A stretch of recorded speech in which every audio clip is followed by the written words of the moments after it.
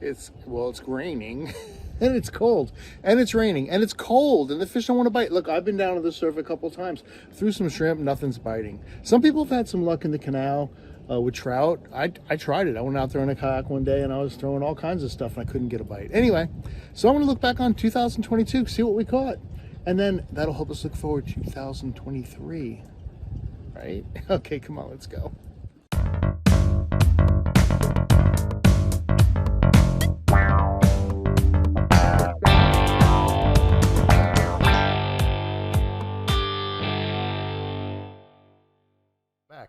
The next thing I got was a whiting. I got a nice whiting too. Look, this thing's, well, he's not going to be 12 inches. Going to be pretty close, about 11 inches. And I'm like, yeah, I'll take my 11-inch whiting and I'll throw them in there with my puffer, my 4 or 5 puffer. They're slippery as all get out. I just drop watch. Hold on. What? You ever try to hold whiting? It's the slipperiest fish. I don't know why. The puffer aren't slippery. They feel like sandpaper. You just hold on to those. You just grab them and they're not hard to hold on to at all. But those whiting, I'll tell you what, they're a trip. So I fry them up, put them in the frying pan, can bread them, just bread them in the fry. You don't have to bread them. I guess you can just kind of broil them in some butter, garlic maybe, I don't know. Put a little blackening season on them or maybe some Old Bay. Look at this guy was a little small. I had to let 1 or 2 go. This guy was about, 4 or 5 inches. So that's the difference between a little guy, he's just going to go float away, and the big guy. And then you can see the sun there is going down. So this was all in about an hour's time, maybe an hour and a half. Between when I got there and when I left. And I was just, every time I set the rod out, I was getting another one. So get out there when the sun's setting, when you got a full moon, when the tide's coming up on 10th Street. I don't know if that matters or not. I was in a pocket. I was just in a pocket. Here's another whiting, one more whiting, and I would have stayed and maybe caught a couple more puffer, but as that sun was going down, I just had to get one last puffer in. It's a sunset puffer, my friends. So get out there and have some fun, and let's go fishing before February comes and it's all over. Now, this next one, I got a really nice hit, and I was like, this feels seriously heavy. Now, maybe I've got a little black drum on, or maybe I've got the big croaker I'm looking for. But when I pulled it up, double header. Yes, that's how easy it is to catch croaker, my friends. You can catch them 2 at a time. Now I'm getting picky, because I got 2 on here, right? And one looks a little bit bigger than the other. So this one looked a little bigger. I take him off first, because I'm like, he might be a good size one. I get about 9 inches. He's going in the bucket. The other one, he might only been like 8 inches. So now I'm getting picky, right? I'm only going to keep the big, 9-inch ones. I can't keep these little 8-inch ones. So he got to go back in the water and grow a little bit.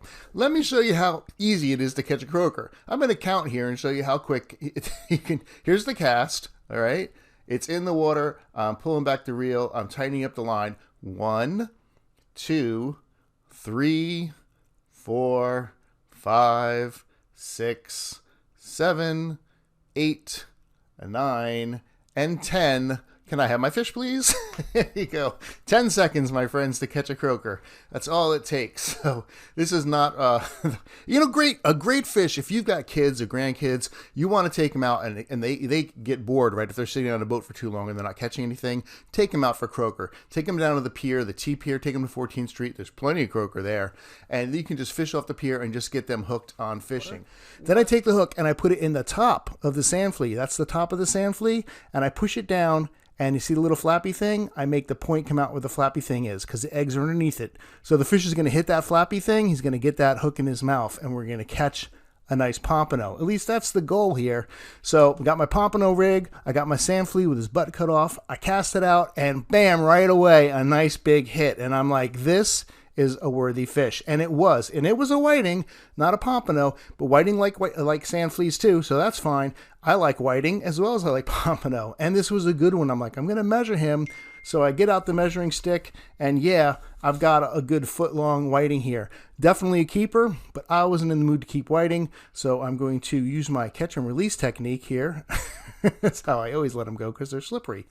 Send out another couple of sand fleas, got a hit right away. I didn't catch anything else but these 2 fish in an hour period, but when I got this hit, I knew I had a nice fish on it, and I could feel it was tugging and tugging and tugging, because pompano is strong. And when it came up, I was like, yes, I got it. I did it. I pursued my pompano. I accomplished the goal. And not a bad one. This was actually 12 inches to the fork, but I actually caught him underneath his chin there. The top one was in the top of the lip, but that was underneath his chin. And that's really what what I got him in on. So I got real lucky there that I kind of snagged him in the bottom. But I didn't care. Pompano in the bucket's a pompano in the bucket. So I'm going home and making some fish tacos. So meanwhile, we decided to take a ride over to Solar Brewing. It is the new brewery on Oak Island. Yes, right next to Shagger Jack's. And yeah, they brew the beer right there. And I'll tell you what, they had a nice little menu with some pizzas and they had some wings. And I was like, maybe I should get the wings. But Kim wanted to get the pizza. But meanwhile, I wanted to get the beer. And they had beer. They have lots of flavors, including their own IPA. They also have what? Chocolate, vanilla, strawberry. I don't know very many beers. I just know IPAs. But we did get the margarita pizza, and I will tell you what, it was pretty good. Look at the cheese spread across. Kim tasted it, and she was enamored. Now, she's from New York, so she knows pizza, right? So anyway, I thought it was pretty good. It had a nice big banana pepper on it, which I like, and I'm going to eat the pizza. But then I was like, you know what? If I'm going to make the pizza a little bit spicy, maybe I should grab some of the hot pepper that they put out in front of me. So if you're going to put hot pepper in front of me, I'm going to use it. So I just figured I'd shake just a little bit on, just to spice it up a little bit, right? So I'm going to eat it. It tastes fine.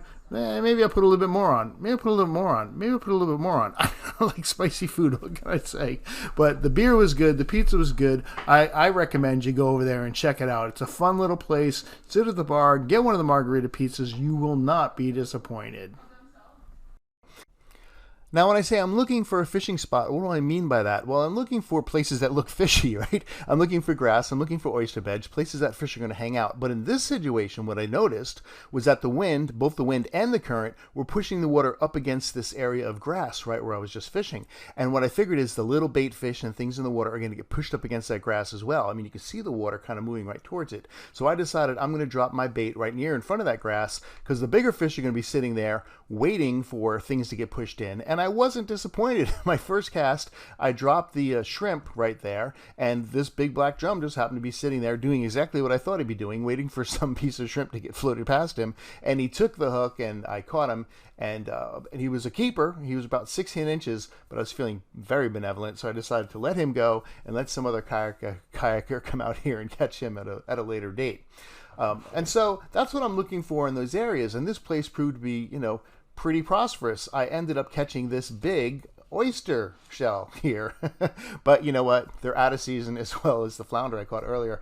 You can only harvest oysters during R months. I didn't know that. It's something I learned recently. So you can harvest them in October, starting in October because there's an R in October, and you can harvest them through till March because there's an R in March. And after that, you're not supposed to harvest them on any months that don't have an R in it. So I was fishing a little bit more. Now I had also the paddle tail, as I mentioned, so I started throwing the paddle tail to see what I could catch. And lo and behold, I caught another one of the endangered or extinct flounder. I kid, but we're not allowed to keep them. We're not allowed to keep them right now, even though this would be a keeper. He's a nice sized little flounder right there. Now this guy did decide to basically swallow my paddle tail, so I had to go in there and get it out. And after I was done, he had pretty much done a good job on that paddle tail. So I did release him and he swam off strong, but I was definitely going to need a new paddle tail. Who knows? But it's okay. I got another one right after that. Okay, I'm pulling this one. I'm pulling this one in. I can feel it. I can feel it tugging on there. So I'm going to start reeling them in and pulling them in nice and close. I was actually trying to throw the cast net at the time. So I had to drop the cast net, grab the rod because I was trying to get some more bait, but it's okay because I got a bluefish here. Yeah, a bluefish. Yeah, you guys are like, oh, well, bluefish, throw him back. What's he good for? Eat the plank. Now, I'm telling you, at the end of this video, when we're only moments away, my friends, I'm going to show you how to cook this. But most importantly, let's start right here. Here's my bluefish, and I want to keep this, and I want to eat it, and I'm going to eat it tonight. So the first thing I'm going to do is grab my knife, and I'm going to stick the knife underneath right here from the gill and cut the bottom part of it, and I'm going to bleed this fish because the blood, I feel, is what gives it the bad flavor. So I'm just going to cut it. It's starting to bleed, but the heart's still pumping. I'm going to go down into the surf. I'm going to hold it from the back and the tail, and I'm just going to let it bleed out. I'm going to let it bleed out in the surf right there. Yeah, I know the tourists can be freaking out. Oh, kids, don't watch. What's going on there? But this is what's going to save that fish from tasting totally nasty to tasting really superb. So we're going to bleed it. I do this with sharks as well. Sharks actually actually pee through their skin. So if you're going to eat a shark, you want to bleed it. So I'll bleed sharks, I'll bleed bluefish, and some people bleed Spanish. I don't know if that's necessary. Maybe I should try it.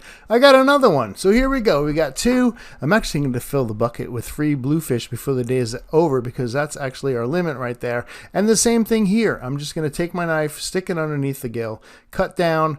And I'm sorry if this is gross. I should have put a little warning, explicit. And I'm going to take them down the surf, and I'm gonna bleed them. We're going to take them home and cook them. Check this out. And not only were we catching, it wasn't just bluefish. There were other fish too. First of all, this one coming up right here is actually a flounder. I didn't have a good video of it, so you can just see me kind of.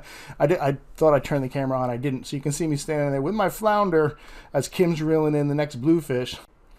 But that's not the next Never Have I Ever, although Never Have I Ever caught a flounder during flounder season. It's not my forte.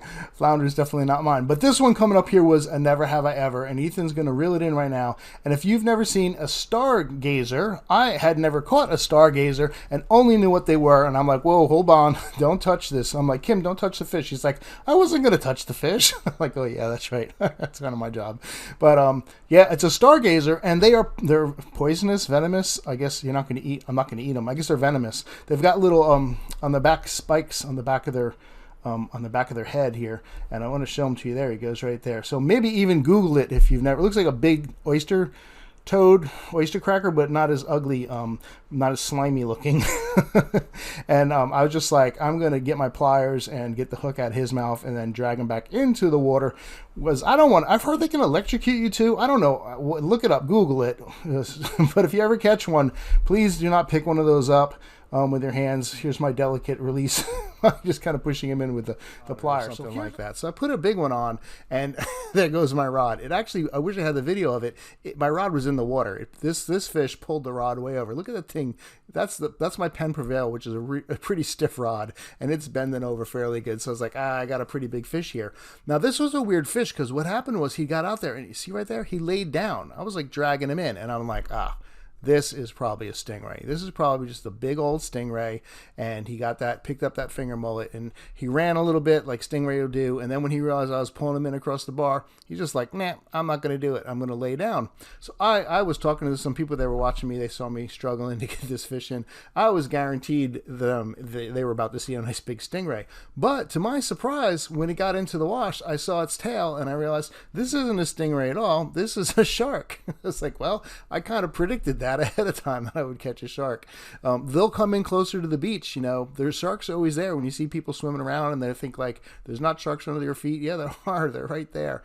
Oh, here he is. Finally got him up into the surf here. And I like to get the hook out of a shark. And if it's an Atlantic sharpnose, I'll keep like one a year, make some shark bites out of them. Yummy, delicious. But this is, I think it was a sandbar shark, and most of them are either most sharks actually are either threatened or endangered for that matter. So I like to just get them off the hook as quick as I can, get them back into the ocean. So get the pliers.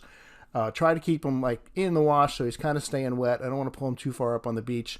Not too close, because if they're too close to the water and a wave comes up, they start to swim out again. And so once I get him off the hook, I'm just going to drag him by the tail here a little bit, and I'm going to get him in the water, and I'm just going to swishy-wishy him around. What I want to do is they build up, I think, lactic acid, and it really slows them down, and they have a hard time swimming and stuff like that. So I just want to get those waves crashing across his gills, getting some oxygen back into him, getting that lactic acid out of his muscles, so he'll be strong to swim off. And after a little bit, he did, and so I saw him swim off nice and strong, and I felt pretty good about that.